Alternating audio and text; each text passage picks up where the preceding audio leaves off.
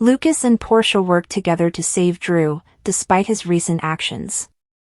Even while she tries to save Drew, husband Curtis meets with Jordan to proclaim their marriage is over. During the procedure, Portia becomes distracted at a critical point, and things seem bad for the patient.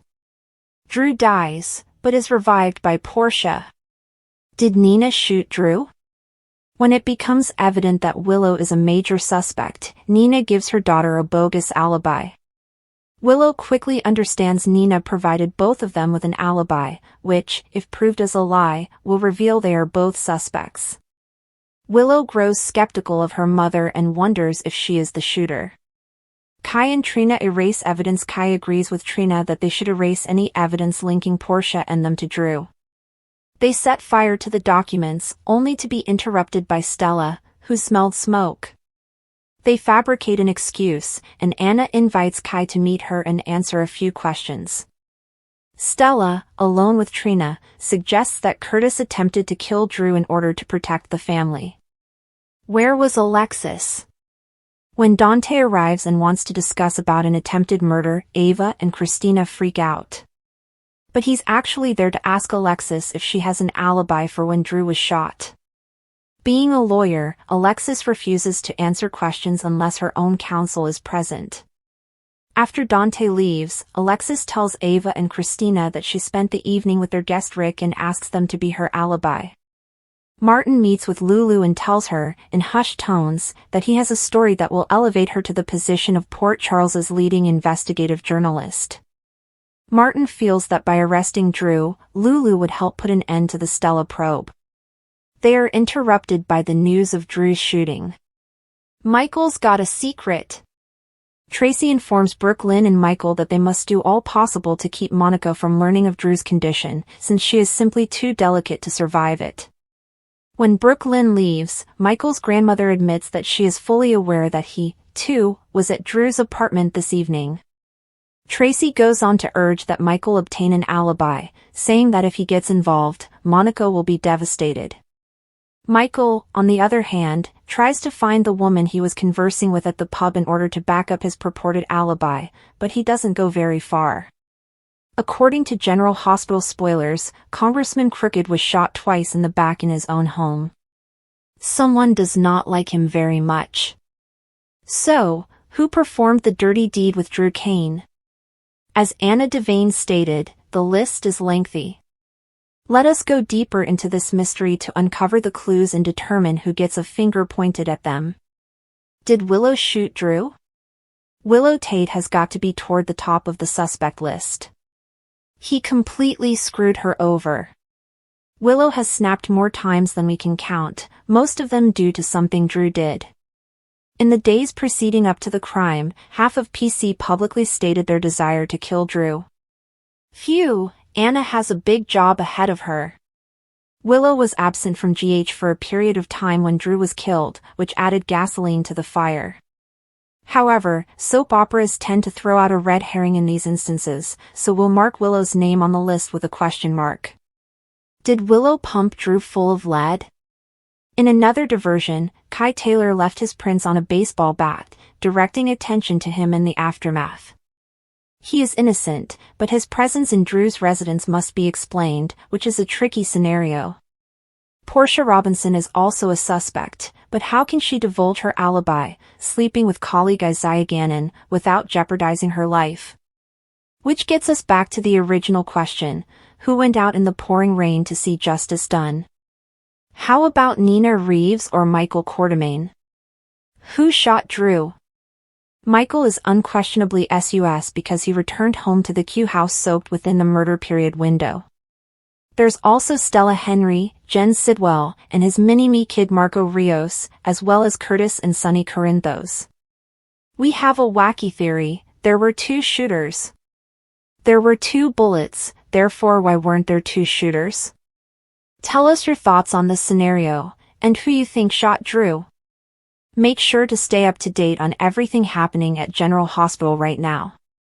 Come back regularly for the most recent GH updates, news, and spoilers. Get comfortable and receive access to the best soap knowledge on the internet. The city was a maze of darkness, the streets slippery with rain and secrets. The search for Drew's shooter had taken over the precinct, the media, and the hearts of those who knew him or believed they did. Drew wasn't a saint, but he didn't deserve to be shot in the chest and left bleeding in an alley behind the old jazz club on 4th Street. The case began with a single act of assault, which should have been resolved within days. But weeks had passed, and the spark had spread like wildfire, destroying trust, relationships, and truths no one wanted to face. Detective Lena Carver was at the center of everything. She'd been on the force for 12 years, her badge a shield against the city's tumult, but it did nothing to protect her from the uncertainties that plagued her late at night. Drew had been her partner once, when they were both young and yearning for justice in a world that seemed to dismiss the idea. They'd grown apart over the years, different precincts, different lives, but his death drew her back into his orbit, a gravitational force she couldn't shake. Everyone was aware of the case's personal nature. That's why Captain Ruiz hesitated to give it to her, his gaze hardening as he gave her the paperwork. "Don't let this break you, Lena," he had said. She nodded, but they could tell she was already fractured. The investigation began with the typical steps, investigating the crime scene, questioning witnesses, and pursuing leads that led nowhere. The alley was a dead end in every way, dark, small, and surrounded with overflowing trash that reeked of decay. There were no cameras or visible fingerprints, only a single round casing indicating that the shooter used a .45 caliber handgun, which is as ubiquitous as dirt in the city. Okay, wait, our second channel link to given in the description, please subscribe. The jazz club attendees heard the shot but saw nothing, their recollections clouded by liquor and music. The bartender, a wiry man named Sal with a scar over his left brow, claimed he was restocking the cellar when it happened. Lena did not buy it.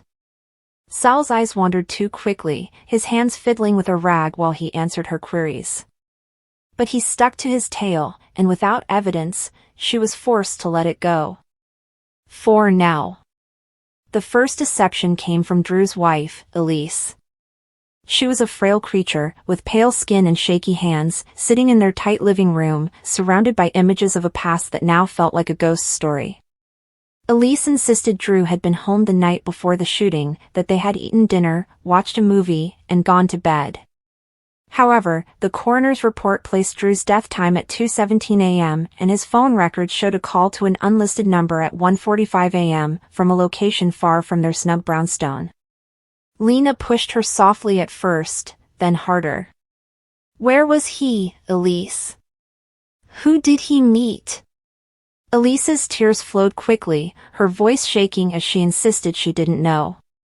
But her eyes betrayed her, flashing with shame, terror, or with both. Lena exited the house with a knot in her stomach, knowing Elise was hiding something significant. The precinct was alive with theories. Some claimed it was a random heist gone awry, yet Drew's wallet remained in his pocket, cash intact. Others speculated about a gang hit, referring to the increase in cartel activities downtown. Lena didn't buy it either.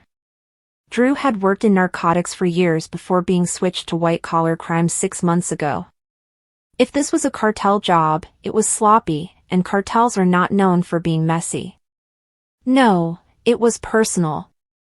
Someone wanted Drew dead, and they made sure to get close enough to do it properly. On day 11, Marcus, a street vendor selling hot dogs 2 blocks from the jazz club, claimed seeing a man in a black hoodie lingering near the alley that night. Marcus was cagey, his sentences clipped, as if he was scared to say too much. Lena leaned closer, her voice low but steady. "You are not in trouble, Marcus. Just tell me what you saw." He described the man as tall and broad-shouldered, with a snake tattoo coiling up his neck. It wasn't much, but it helped to restrict the suspect pool. Lena cross-referenced the description with the department's database and discovered Victor Kane, a low-level enforcer for the DiMauro family, a syndicate that had been silent for years but never disappeared. Victor had a criminal record longer than Lena's arm, including assault, extortion, and a weapons possession conviction. And the snake tattoo? That was his calling card. Finding Victor was not easy. He'd fallen to the earth, disappearing through the city's seams like smoke. Lena and her team, Detectives Patel and Torres, worked around the clock, gathering information from informants and questioning known acquaintances.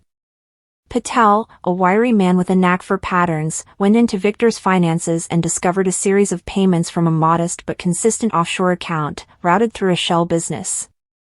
Torres, younger and brasher, hit the streets, relying on every informant he knew. Torres eventually had a lead. Victor had been observed at the Rusty Anchor, a dingy pub in the industrial neighborhood. Lena did not wait for backup. She got her coat and revolver and left. The Rusty Anchor was a hole, filled with cigarette smoke and misery. Victor was there, nursing a beer at a corner booth, his tattoo visible from under his collar. Lena approached, her heart hammering but her expression calm. "Victor Kane?" she replied, slipping into the booth across from him. His eyes sprang up, cold and unreadable.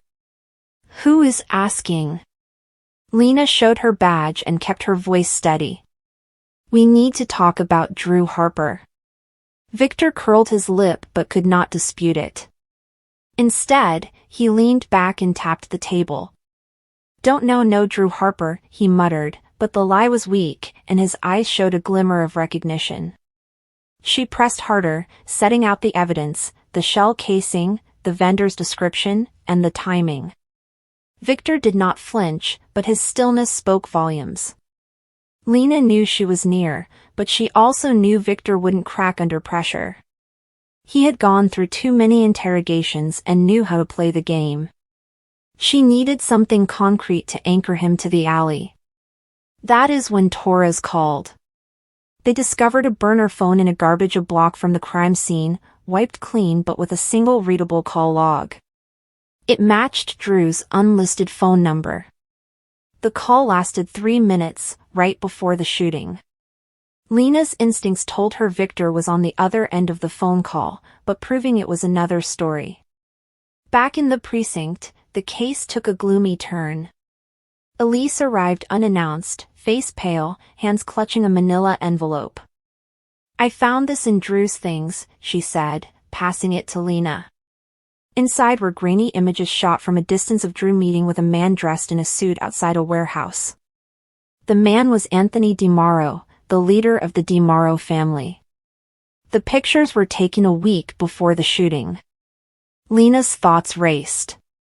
Drew had been working white-collar crime, but these photographs indicated that he was looking into something bigger, something related to the DiMauros. Had he played both sides?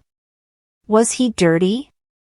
The thought made Lena's chest constrict, yet she couldn't let it go.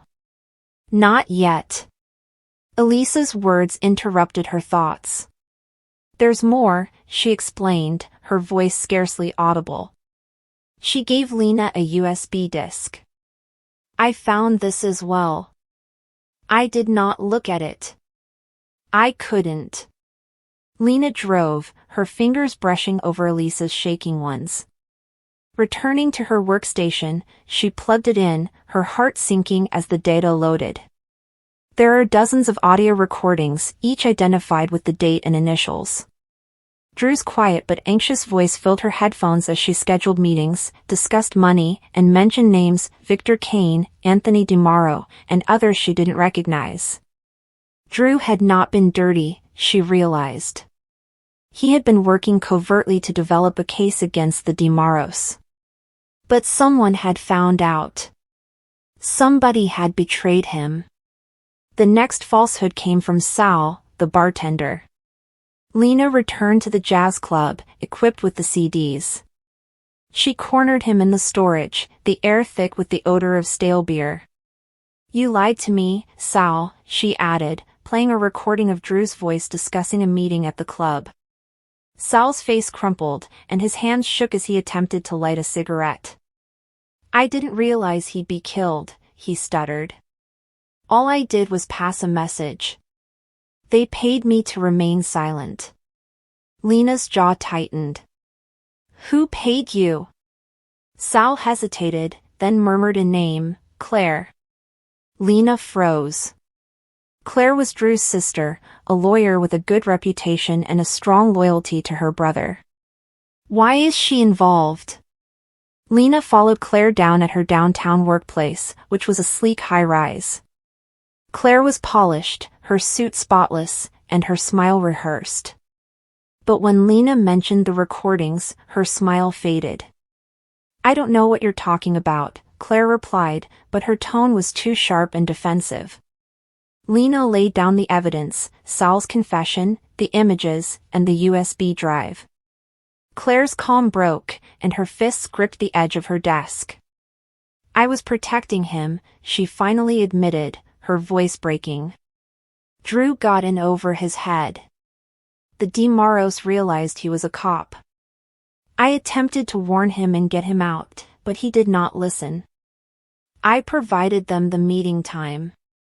I assumed they'd merely terrify him. Lena's gut clenched. Claire hadn't fired the gun, but she'd set Drew up and delivered him to Victor Kane on a silver platter. The betrayal felt like a knife, twisting deeper with each word. However, there was no time to process it. Patel rushed into the office, short of breath. The burner phone, he explained. We tracked the call. It was not Victor. It was Anthony DeMauro personally. Lena's mind raced. Victor was a pawn and a distraction. Anthony was the true player, and he was still out there. That night, the final blow was delivered. Lena was in the precinct, reviewing the recordings, when Torres summoned her to the evidence locker. You need to see this, he continued, his voice tense. When she arrived, her heart stopped. The USB drive was gone. The images, the burner phone, and the shell casing are all missing. The security camera saw a person in a hooded jacket sliding into the locker, but his face was concealed. Lena recognized the person before Torres mentioned their name. Claire, he muttered. She torched the evidence, the remaining links linking Anthony DeMauro to Drew's murder. Lena stood in the empty locker, the weight of everything crashing down. The lies, secrets, betrayal, it was all too much. But she wasn't finished. Not yet. Drew demanded justice, and she was willing to tear the city apart to get it. Even if it meant confronting the DeMauros alone. Even if this meant losing herself in the process. The search for Drew's shooter was not over. It was only beginning. Drew never saw it coming. He was coming out of the dimly lighted lane below the docks, his mind muddled with thoughts of everything going on in Port Charles, when all of a sudden, commotion broke out around him. The piercing sound of gunfire broke the calm, booming off the metal canisters stacked nearby. At first, he felt there was only one shooter and one threat. But within seconds, he knew the truth was considerably more terrifying. There were two distinct snipers, both targeting him and determined to ensure he did not escape alive. The first bullet brushed his shoulder, blasting through his jacket and into the wall behind him. He spun around, heart racing, attempting to regain his bearings. But then came the second shot, this time from the opposite side, which embedded itself in the wooden crate next him. He ducked for cover, his breathing labored, his instincts urging him to go, fight, and survive. Drew couldn't shake the mounting suspicion that this wasn't random, but rather personal. He grabbed a dropped metal pipe and crouched low behind a stack of crates, trying to hear footsteps. He could detect a faint rustle of movement, one group coming from the left and another circling around from the right.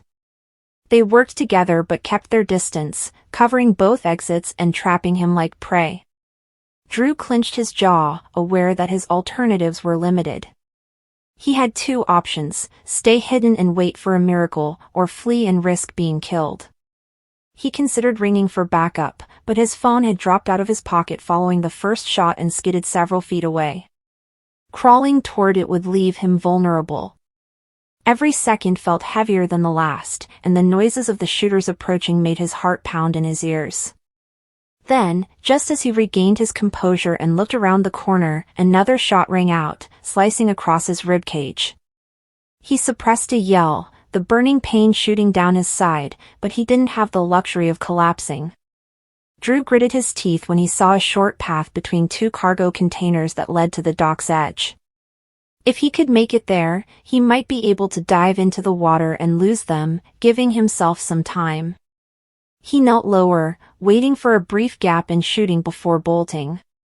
The moment he moved, both shooters released a new burst of bullets, sparks leaping off metal and wood splintering around him.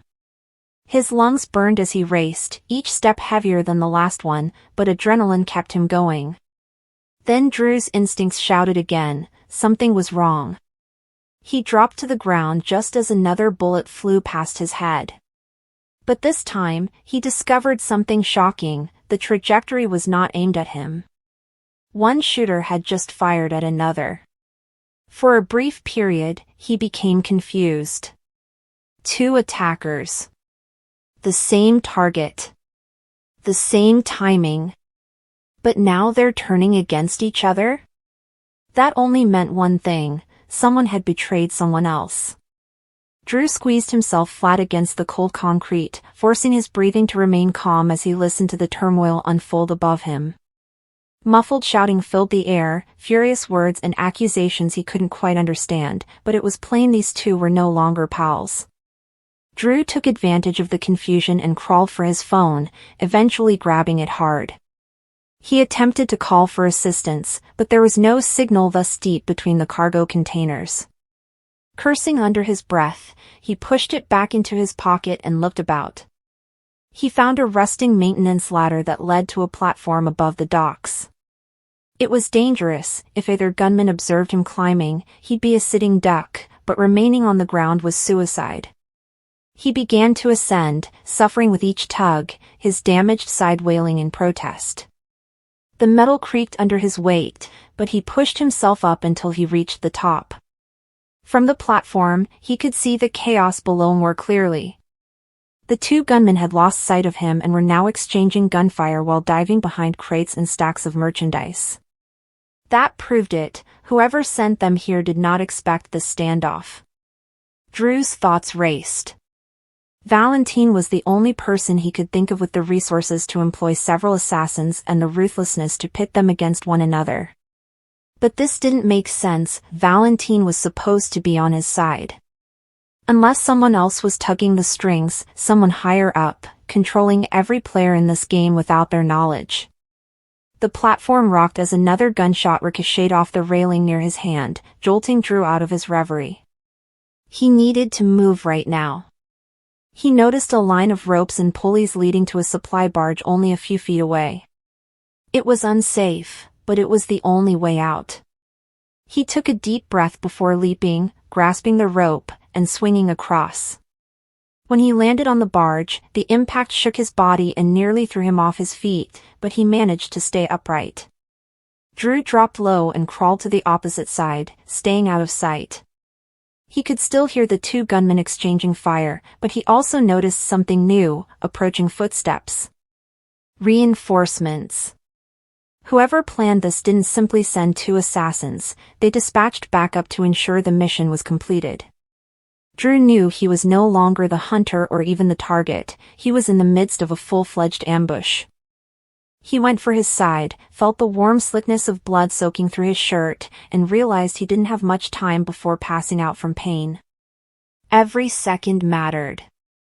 He forced himself to think straight, despite the throbbing pain. If he remained hidden, the new arrivals may conclude the shooters had completed their mission and left. However, if they searched thoroughly, he was almost certainly dead. His only chance was to leave the docks totally. He studied the ocean and saw a tiny patrol boat parked close. It was unattended, with the motor gently humming, as if someone had left it idling for a hasty departure. Drew's senses told him it was bait, but he had no other options. He drew in the last of his power and slipped silently into the water, allowing the ice chill to muffle his motions. Each stroke sent fire through his ribs, but he forced himself to continue until he reached the boat. He lifted himself up, collapsed against the deck, and took a shuddering breath. For a time, all he could hear was the hammering of his own heart and the faint echo of gunfire dying behind him. Drew knew better than to think he was safe. Whoever arranged this wanted him gone, badly. If two shooters were unable to complete the task, they would not give up.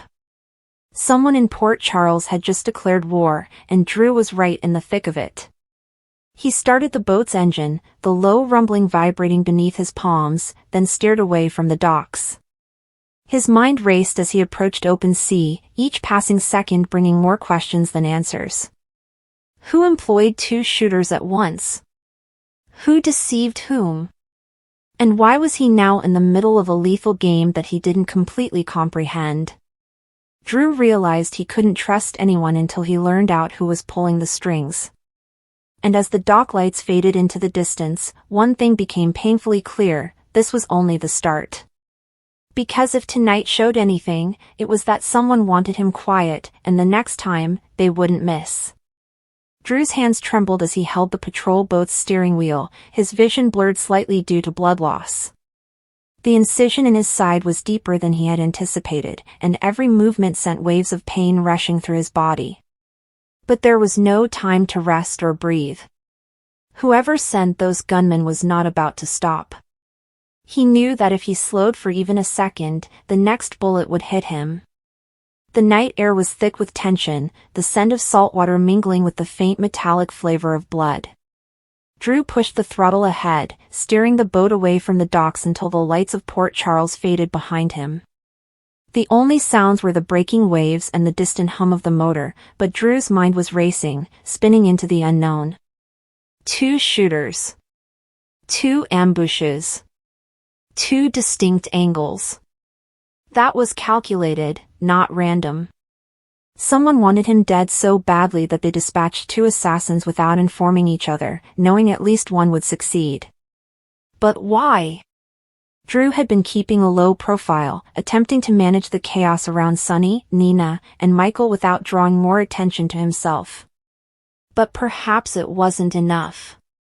Perhaps he overestimated how deep this plot was. Drew's thoughts kept replaying the events as he peered at the black horizon. The precision. The timing. They knew exactly where he'd be and when. Someone close to him had betrayed him, revealing his whereabouts to the enemy. The list of suspects was short, but each one made him nervous. Valentine? No, despite their weak union, Valentine was still holding grudges and playing his own game. Drew, however, knew better than to entirely trust him.